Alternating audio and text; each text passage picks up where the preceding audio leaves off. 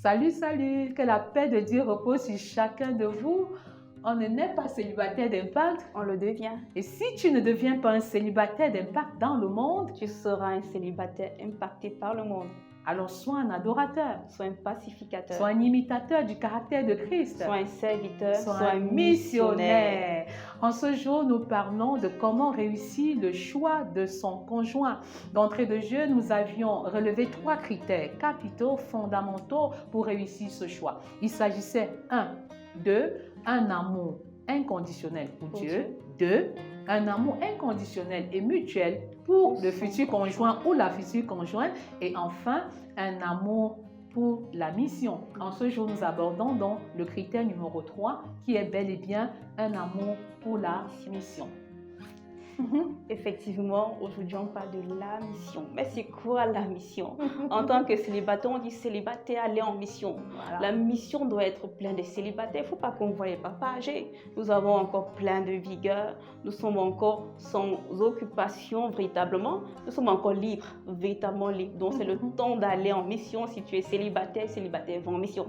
Wow, célibataire va en mission parce que ton conjoint t'y attend et ta conjointe t'y attend également. Je crois que le célibat est le temps par excellence de s'exercer dans le grand champ de mission, le grand champ de la mission universelle qui consiste à aller et à faire de toutes les nations des disciples. Et je crois que c'est extraordinaire de se rendre compte que si nous sommes tous impliqués dans le grand champ de mission en tant que célibataires, nous n'aurons pas à réfléchir pendant longtemps pour réussir le choix de notre conjointe ou de notre conjoint. C'est extraordinaire. J'encourage vivement les célibataires à aller en mission et surtout en s'appuyant sur une méthode. La méthode de 2 Timothée 2.2. Et ce que tu as entendu de moi en présence de beaucoup de témoins, confie-le à des hommes fidèles qui soient capables de l'enseigner à beaucoup d'autres. On appelle cela, dans le jargon de Bill Bright, la multiplication spirituelle. À l'Académie célibataire d'impact, nous parlons de la reproduction spirituelle. Allez et reproduisez-vous. C'est clair. N'attends pas à avoir beaucoup. Certains disent, je n'ai pas trop reçu. Qu'est-ce que je veux leur dire? Dis ce que tu as reçu. Qu'est-ce que tu as reçu? Tout simplement, qu'est-ce que tu as reçu en tant que célibataire? Qu'est-ce que tu connais faire? Qu'est-ce qui te passionne? Et parfois, on se pose la question, comment vais-je travailler dans la mission? C'est quoi ma mission? Que vais-je faire? Et moi, j'aime souvent dire aux célibataires, qu'est-ce que tu aimes faire? Voilà. Fais-le tout simplement. Qu'est-ce que tu aimes faire? J'aime essuyer les bancs. Bon, viens à l'église, commence par essuyer les bancs. Qu'est-ce que tu aimes faire? J'aime travailler avec les jeunes. Dans la jeunesse, il y a des jeunes qui s'égarent. Vas-y, commencez. Qu'est-ce que tu aimes faire? Waouh, c'est très pertinent. C'est vrai, beaucoup de jeunes ont tendance à dire, je ne sais même pas quel est mon couloir. Parce qu'ils veulent commencer en étant directement dans le couloir. Ils oublient en fait que Dieu veut former d'abord des généralistes et ensuite faire d'eux de véritables spécialistes. Et comme tu le dis, on peut commencer par tout faire de manière focalisée. Et tout faire de manière focalisée, c'est-à-dire que j'ai un fardeau dans le cœur. Je suis vraiment choquée quand je vois des jeunes qui se marient sans connaître vraiment la volonté de Dieu. Je suis choquée quand je vois les jeunes se marier sans être profondément préparés, formés et édifiés et équipés pour affronter la vie conjugale. Et du coup, ça devient quelque chose de très fort à l'intérieur de moi, un véritable cheval de bataille. Et je m'érige comme un instrument, un canal que Dieu va utiliser pour bénir les autres jeunes. Et puis, vraiment, ne pas aller chercher la mission trop loin. Commencer par faire ce qui a lieu de faire. Et pendant que nous sommes dans l'obéissance, dans le grand champ de mission, le Seigneur va nous donner des spécificités. Et j'aime bien le texte de 2 Timothée 2.2 parce que ce texte nous permet d'évaluer si on est en train de réussir dans le grand champ de mission, si on est en train de réussir dans le discipulat. Et à l'Académie célibataire d'impact, nous disons que nous réussissons en tant qu'hommes en général et en tant que célibataires en particulier lorsque nous parvenons à avoir 4 générations de disciples. Nous avons Paul qui est la première génération, Timothée qui est la deuxième génération, les hommes fidèles, la troisième génération, et enfin les autres qui constituent la 4e génération. Et je vous assure, lorsque vous inscrivez votre vie dans la perspective d'un discipulat réussi sur 4 générations, même votre façon de marcher va changer. Ça, c'est clair. Ce que j'ai comme valeur, je dois l'inculquer aux autres. il faut que je puisse m'identifier dans les autres aussi. Ce n'est pas Marie que je vais commencer à me faire des disciples. Non, c'est maintenant que je me bâtis des disciples. Parce que ces personnes que je me bâtis, en tant que je bâtis pour le Seigneur, en tant que disciple, vont véritablement m'aider à grandir. Et si je ne suis pas en train de les bâtir, je ne suis pas en train de grandir. Parce que plus je les bâtis, mieux j'ai mes valeurs. J'évalue mon degré d'intimité avec Dieu. J'évalue même ce que l'année, le temps que j'ai mis dans la parole de Dieu, ce que je suis en train de faire avec lui. Et leurs difficultés me permettent à moi aussi de m'améliorer. Ils sont pour moi aussi comme un miroir. Donc plus je bâtis les autres, mieux je me bâtis en retour. Ça, c'est extraordinaire. Le disciple-là, c'est le processus de formation des disciples. Et en fait, pour faire des disciples, il faut être soi-même disciple. Donc, il est question d'être au pied du maître, de s'abreuver dans un temps bien défini et de bâtir les autres. Donc, il est question d'être un disciple reproducteur, faisant des disciples reproducteurs à l'échelle mondiale. Et la tâche est tellement lourde que si on est vraiment impliqué en tant que célibataire dans le processus du disciple-là, je crois qu'on ne se rendra même pas compte qu'on est seul. On ne se rendra pas compte qu'on est célibataire. Vous voyez un peu? Et c'est Dieu qui se rend compte qu'Adam est seul. Ce n'est pas Adam qui dit que mais père, je suis seul. Adam n'a pas dit que mais envoie-moi une femme, donne-moi Ève. Non, il n'a pas dit ça. Parce qu'il était vraiment connecté à Dieu, il était vraiment dépendant de Dieu, il était dans le champ de mission. Avec Genèse 2, verset 15, il gardait et il cultivait le jardin. Vous voyez un peu, quand vous commencez à beaucoup prier pour votre mariage, c'est que parfois sur le plan de la mission, il y a quelque chose qui ne va pas, il doit avoir un certain vide. Parce qu'en fait, la présence de Dieu nous comble. La présence de Dieu nous comble. Et s'il y a un vide qui doit être comblé par un individu, par une personne, le Seigneur nous envoie naturellement la personne, comme ce fut le cas d'Adam dans le jardin, en train de travailler pour le Seigneur. Et c'est pourquoi j'encourage beaucoup les jeunes et les célibataires, les jeunes et les célibataires, à travailler avec un plan. Un plan qui est de Dieu. Et j'aime bien ce plan-là, qui est bien inscrit dans Acte 1, verset 8. Mais vous recevrez une puissance, le Saint-Esprit survenant sur vous, et vous serez mes témoins à Jérusalem, dans toute la Judée, dans la Samarie, et jusqu'aux extrémités de la terre. C'est clair, en tant que célibataire, mon disciple-là commence dans ma famille. Dans ma famille, est-ce que tous les membres de ma famille sont enfants de Dieu? Ça va être mon premier sujet de prière. Il faut que je prie pour qu'ils puissent donner leur vie à Christ. Est-ce que j'ai des petits frères? Je dois m'engager dans leur encadrement. Est-ce que j'ai des personnes dans la famille dont il faut que je m'en occupe? Je dois commencer à le faire. Je ne vais pas aller loin. Si déjà en tant que célibataire, on ne voit pas ton disciple-là dans ta famille, on va se poser des questions. Tu ne dois pas laisser ta Jérusalem ou directement aller en Judée, non. Tu dois d'abord commencer par ta famille, ceux qui sont autour de toi, te rassurer que véritablement les valeurs que tu as reçues, tu es en train de les inculquer autour de toi. Effectivement, il y a un ordre bien précis. Il faut commencer par Jérusalem, la Jérusalem qui est ta zone d'influence. C'est-à-dire que ta Jérusalem peut être constituée de tes camarades, de tes voisins, des membres de ta famille. Donc, tes cousins, tes frères, tes sœurs et tout et tout. Donc, il faut commencer par là, sans toutefois se limiter à ce niveau. Pendant que vous êtes au niveau de la Jérusalem, pensez que la Judée est effectivement cette couche qui entoure bel et bien votre Jérusalem. Et la Jérusalem, par exemple, de votre famille restreinte, peut être votre famille, comment je vais dire ça, étendue. C'est-à-dire que vos oncles, vos tantes, les nièces, les grands-parents peuvent constituer votre Judée. Et pendant que vous êtes dans la Judée, n'oubliez pas la Samarie. Vous voyez, la Samarie renvoie à un peuple culturellement distinct et géographiquement distant. Vous voyez, quand la femme samaritaine rencontre Jésus, ou quand Jésus rencontre la femme samaritaine, quand les deux se rencontrent, mais elle s'indigne, elle dit, mais depuis quand juifs et samaritaines s'entendent-ils? Vous voyez un peu, parce que culturellement très distinct.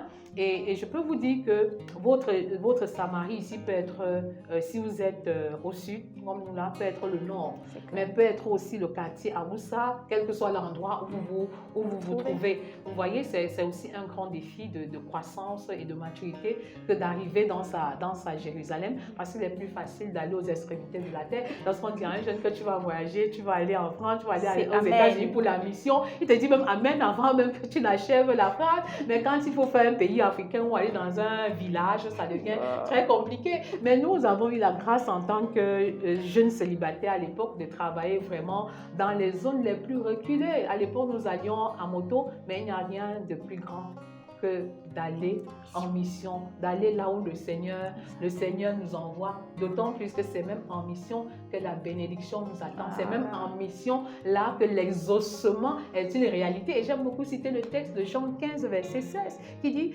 ce n'est pas vous qui m'avez choisi, c'est Jésus qui parle. C'est moi qui vous ai choisi et je vous ai établi afin que vous alliez et que vous portiez du fruit et que votre fruit demeure.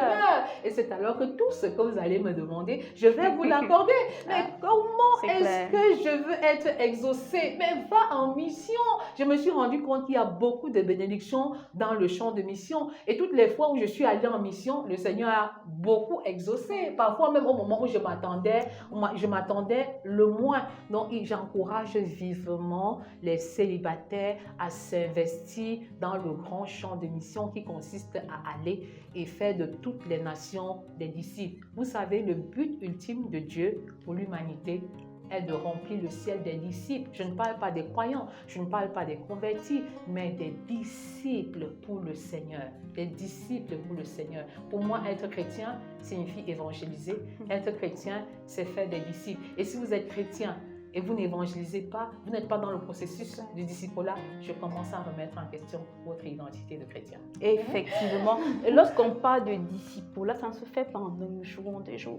Ça signifie que nous allons passer par des épreuves. Nous serons véritablement éprouvés dans notre disciple-là. Prenons l'exemple de Jésus. Nous allons être trahis. Nous allons être abandonnés un moment, nous allons être rejetés, mais n'oublions pas qu'il y a toujours 12 qui sont restés et qui ont continué avec la mission. Donc lorsqu'on parle de disciples et pas de croyants, c'est quelque chose de fondamental. Ça va même nécessiter à des moments que vous partiez dans une école, vous faites former parce que des choses vous échappent. Donc, il y a du travail à faire en tant que célibataire. Et un célibataire qui commence à faire le disciple-là maintenant sera prêt à faire le disciple-là encore plus une fois marié. Parce que ses enfants ne souffriront pas de manque de disciple-là. Il sera le pasteur de sa maison en tant qu'un homme. Et elle sera véritablement l'aide qu'il faut près de son époux en tant que femme.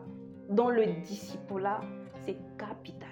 Je voudrais enchérir cette idée pour dire en fait que si on est dans le disciple-là, pendant qu'on est célibataire, on sera plus efficace dans le disciple-là lorsqu'on sera marié. Parce que 2 valent mieux qu'un. Ils tirent mieux, ça aide de leur travail. Et on va aussi se rendre compte qu'on se marie pour bien servir. Vous voyez, pour bien servir. Et on pourra donc mieux prier à 2. On pourra mieux évangéliser à 2. On pourra mieux étudier la Bible à 2. On pourra mieux faire le disciple-là à 2. La tendance pour les célibataires, c'est que bon, quand je vais me marier, je vais m'y jeter. Alors, ils oublient en fait qu'une fois mariés, les charges augmentent de manière considérable au point où, si on ne s'était pas initié dans le célibat, on risque de jeter l'éponge une fois mariés. Combien sont les femmes qui étaient d'excellentes chantres quand elles se mariaient? Combien sont les hommes qui étaient d'excellents évangélistes quand ils étaient célibataires? Autant pour moi. Et une fois mariés, on ne les retrouve plus dans le grand champ de mission parce que quelque chose n'a pas véritablement marché quelque part. D'où la nécessité vraiment de prendre au sérieux son équipement, sa formation, son investissement dans le disciple-là pendant qu'on est célibataire. C'est une bonne préparation au mariage, c'est une bonne préparation à Genèse 1, verset 8. Dieu les bénit et Dieu leur dit soyez féconds, multipliez, remplissez la terre et l'assujettissez. Et je voudrais enchérir cette pensée en disant que nous avons reçu un même mandat de Jésus. Comme le Père m'a envoyé, moi aussi, je les envoie. Le Seigneur t'envoie en mission et c'est dans cette mission que tu trouveras ton mari. C'est dans cette mission que tu trouveras ta femme. Et il y a une parole d'encouragement qui est dans le texte de Jean 14, 12 à 14. C'est une parole d'encouragement. Si nous croyons véritablement, nous pouvons faire ce que Christ a fait et nous pouvons aller au-delà parce que Christ est au ciel, il est avec le Père. Et pourquoi ça m'encourage? Ça m'encourage parce que j'ai besoin de faire un bilan objectif selon le standard divin. Qu'est-ce que Christ a fait comparé à ce que je suis en train de faire? Christ a guéri, Christ a prêché, Christ a guéri les malades. Vous voyez un peu, même en termes de caractère, Christ était humble, Christ était obéissant. il s'est humilié, il s'est rabaissé jusqu'à la mort à la croix, il a été souverainement élevé. Et donc quand je mets ces choses-là sur la balance, je comprends que je n'ai pas besoin de céder aux caprices et aux flatteries des partenaires dans le champ de mission qui ont peut-être tendance à m'apprécier ou à me survaloriser, parce que le standard de mon évaluation, c'est bel et bien ce que Dieu dit, ce que Dieu pense, et c'est ça le critère réel, c'est ça le critère objectif. Donc j'encourage vraiment les jeunes à vraiment s'investir dans la mission. C'est clair, je m'évalue dans mon disciple-là ou bien dans ma formation des disciples en fonction de ce que Christ attend de moi.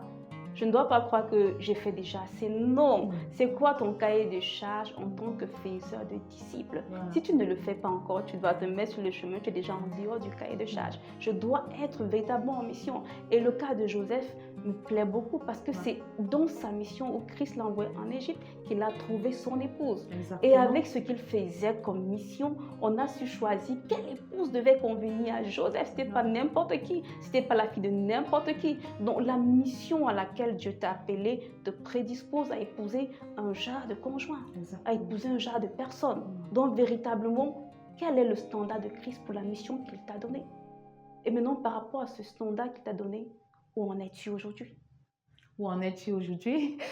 Je t'encourage à faire un bilan objectif et neutre de ta marche avec le Seigneur. À quoi ressemble ta vie de disciple-là? Es-tu un disciple?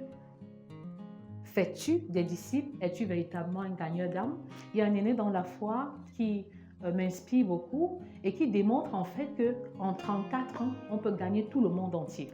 Je ne sais pas quel âge tu as pendant que tu m'écoutes, mais tu peux faire de bons contrats, de bonnes alliances avec le Seigneur. Et il fait une démonstration extraordinaire de multiplication et de croissance dans le disciple-là. Il démontre que nous sommes en 2022.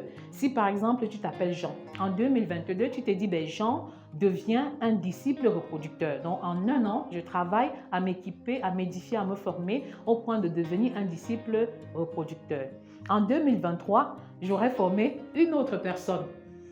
En 2024, nous ne serons plus 2, nous serons 4 parce que chacun de nous, en 2025, on sera 8, en 2026, on sera 16, en 2029, on sera 64 et ainsi de suite. Et je pouvais voir comment il y a une sorte de croissance, une sorte d'élargissement et c'est vraiment extraordinaire d'investir dans le grand champ de mission de Dieu. Dieu est le meilleur payeur. Amen. Il est le meilleur rémunérateur. Il est question d'investir là où la rouille et la teigne ne peuvent toucher. Donc, j'encourage vivement les jeunes célibataires, hommes comme femmes, à être très actifs dans le champ de mission parce que c'est dans le champ de mission que vous allez trouver votre femme ou votre mari. Amen. Amen. Vraiment, soyons dans le champ de mission. N'hésitons pas, n'ayons pas peur. Ne disons pas, nous sommes jeunes convertis. Non, non, non, non. À peine Jésus avait dit à Matthieu, suis-moi, il a laissé à l'instant tout ce qu'il avait. Il a suivi Jésus. Il a commencé son disciple-là.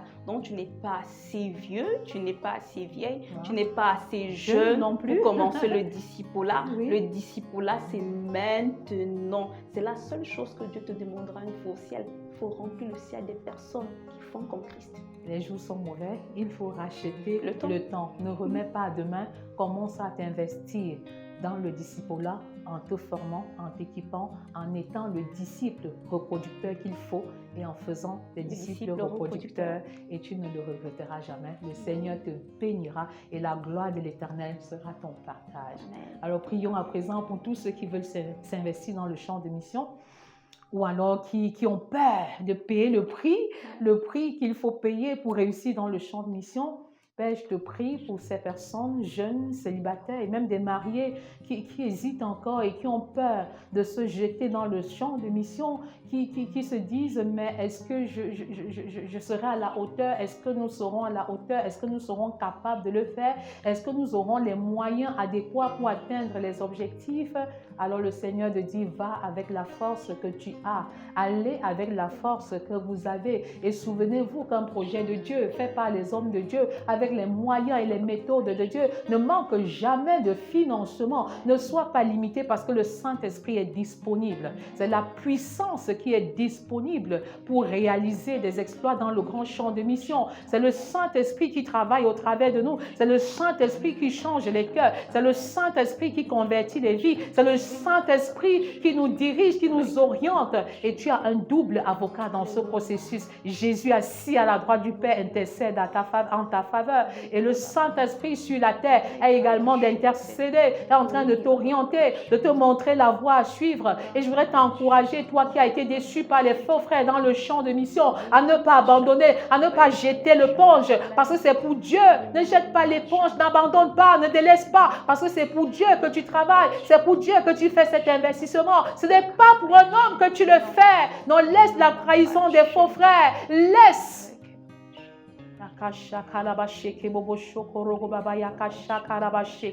Père, tu convaincs quelqu'un, tu convaincs un célibataire à se lever maintenant, à se lever et être encore plus actif, à être vraiment bouillant dans le champ de mission. Parce qu'avec Dieu, soit tu es chaud, soit tu es froid, si tu es tiède, il te vomira de sa bouche. Lève-toi et va en mission. Lève-toi et va en mission. Le Seigneur, quand il donne la vision, il accompagne toujours de la provision. Le plus important n'est pas que tu sois qualifié. Le Seigneur ne cherche pas des personnes qualifiées, mais des personnes disposées à la qualification. Parce que la qualification est de Dieu. La qualification est du Saint-Esprit. Le pédagogue par excellence est disposé à t'orienter. Je t'instruirai, je te montrerai la voie à suivre. Je te conseillerai, j'aurai le regard sur toi. Toi qui hésites, toi qui doutes, toi qui ne sais plus véritablement à quel sang te vouer. Tu ne sais pas comment agir parce que tu as été dessus dans le champ de mission. Tu trouves que c'est compliqué. Et toi qui refuses de payer le prix, toi qui refuses de payer le prix, reconsidère. Quand tu mets la main à la charrue, ne regarde pas en arrière. Ne regarde plus en arrière, mais choisis d'avancer avec le Seigneur. Parce qu'avec le Seigneur, j'ai la ferme assurance que tu feras des exploits. Arrête donc de t'appuyer sur tes chevaux. Arrête de t'appuyer sur tes chars parce que tu vas ployer, tu vas tomber. Mais lève les yeux vers l'Éternel qui est disposé à te bâtir, qui est disposé à te former et à t'équiper. Pendant que tu es en mission, alors il t'envoie la femme qu'il faut. Pendant que tu es en mission, il t'envoie le mari qu'il faut. Ne sois pas désespéré. Le Seigneur ne t'a pas oublié. Et il t'a promis dans Hébreux 13, verset 5, je ne t'abandonnerai point, je ne te délaisserai point. Garde ta virginité, garde ta pureté, garde ta seconde virginité. Et regarde à l'Éternel qui récompense et qui rémunère ceux qui le craignent. Oh, le Seigneur soupire de voir une nouvelle génération de célibataires se lever. Une nouvelle génération de célibataires qui vont aller dans le grand champ de mission pour multiplier le nombre de célibataires qui craignent l'Éternel, pour multiplier le nombre de jeunes qui vivent dans la pureté, dans l'abstinence sexuelle, pour multiplier le nombre de disciples pour le ciel.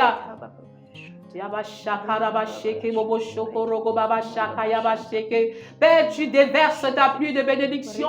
Pour ceux qui hésitent, tu les encourages encore. Tu les bénis, Seigneur. Tu les bénis de toutes les bénédictions célestes. Être célibataire n'est pas un statut inférieur. Merci, Seigneur, pour la paix que tu mets dans les cœurs. Merci pour l'assurance. Merci pour les nouvelles visions. Merci pour les nouveaux dépôts. Merci pour tes grâces que tu relâches. Reçois toute la gloire. Reçois toute la gloire. Et que ton nom soit béni à jamais. Au nom puissant de Jésus. On ne naît pas célibataire d'impact. On le devient. Et si tu ne deviens pas un célibataire d'impact dans le monde, tu seras un célibataire impacté par le monde. Alors sois un adorateur, sois un pacificateur, sois un imitateur du caractère de Christ, sois un serviteur, sois un missionnaire au nom de Jésus. Amen. Amen.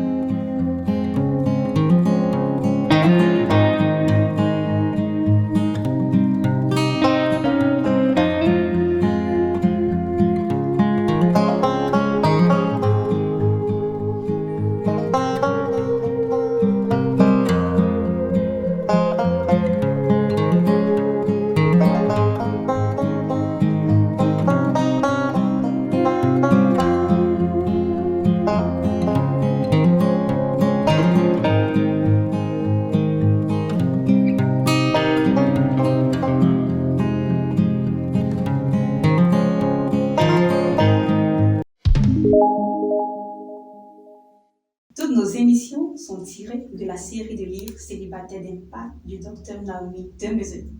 Si vous avez aimé cette vidéo, alors abonnez-vous, activez la cloche de notification, laissez un commentaire, partagez pour restaurer une vie, une famille dans le but d'impacter une nation, le monde entier. Soyez bénis.